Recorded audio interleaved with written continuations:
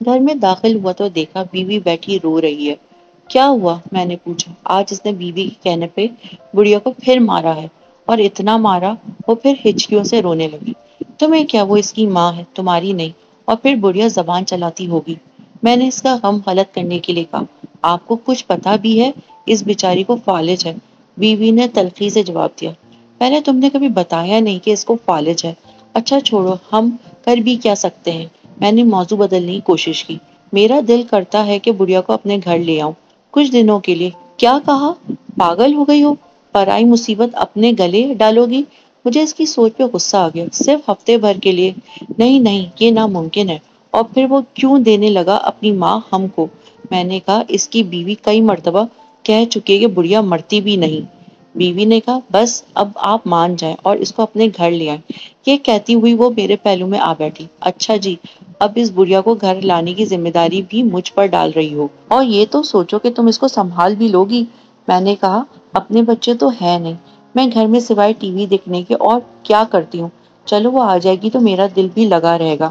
اس نے اداسی سے کہا، ہماری شادی کو 10 سال ہو گئے تھے، مگر اولاد سے محرومی تھی۔ میں نے سوچا چلو بات کر کے دیکھنے میں حرج نہیں ہے، کون سا وہ اپنی ماں ہمیں دینے پہ راضی ہو جائے گا۔ اگر راضی ہو گیا تو اگر وہ بڑھیا مستقل گلے پڑ گئی تو؟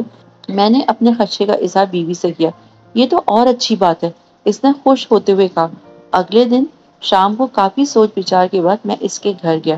میں نے پلان کے مطابق اس سے کہا کہ میری بیوی فالج کا علاج قرآن پاک سے کرنا جانتی ہے اور آپ کی والدہ کا علاج کرنا چاہتی ہے۔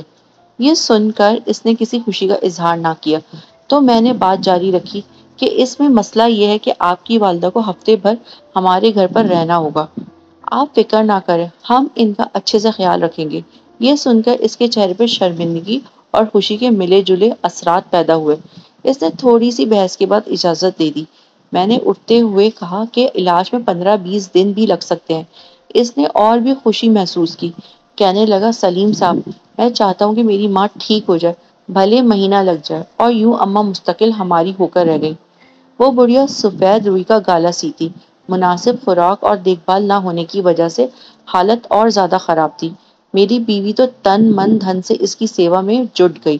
اس کے لیے ہر چیز نہیں خریدی گئی۔ بستر، کمبل، چادریں، کپڑے، اچھی خوراک اور خدمت سے اماں کے چہرے پر رونق آنے لگی۔ پتہ ہی نہ چلا مہینہ گزر گیا۔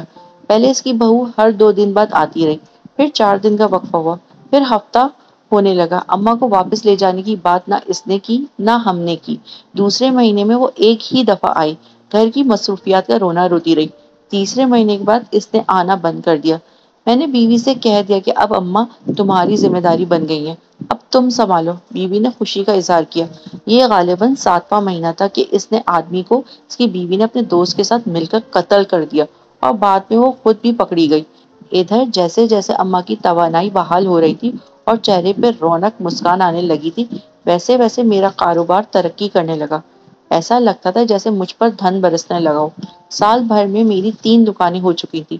تیسرے سال ہم تینوں میں بیوی اور اماں نے حج کی سعادت حاصل کی۔ گلستان جوہر میں 500 گز کا بنگلہ خرید کر وہاں شفٹ ہو گئے۔ اماں ہمارے ساتھ 7 سال رہیں۔ ہر پل ان کا ہمیں دعائیں دیتے گزرتا، اور ہم میاں بیوی خوشی سے پھولے نہ سماتے۔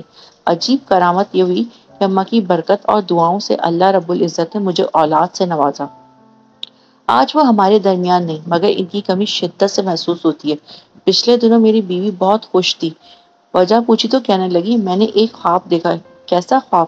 میں نے دیکھا ہے محشر کا دن ہے اور سب حیران و پریشان کھڑے ہیں، ان میں بھی کھڑی ہوں، کہ اتنے میں اماں آئیں اور میرا ہاتھ پکڑ کے کہنے لگی، منیرہ ادھر آ، میں تیرے ساتھ تجھے پل صراط پار کرا دوں۔ میں نے ان کے ساتھ چلی۔ ہم ایک باغ سے گزرے، تھوڑی دیر میں باغ ختم ہوا تو ایک بڑا سا میدان آ گیا، تو اماں کہنے لگی، بس ہو گیا پل صراط پار؟ میں حیران ہوئی تو وہ بھی زور سے ہنسنے لگی۔ پھر میری آنکھ کھل گئی۔ مبارک ہو بھائی، بہت اچھا خواب ہے، مگر تمہیں میرا خیال نہ آیا۔ چلو خیر، ہمیں بھی کوئی نہ کوئی مل ہی جائے گا جو پل صراط پار کرا دے۔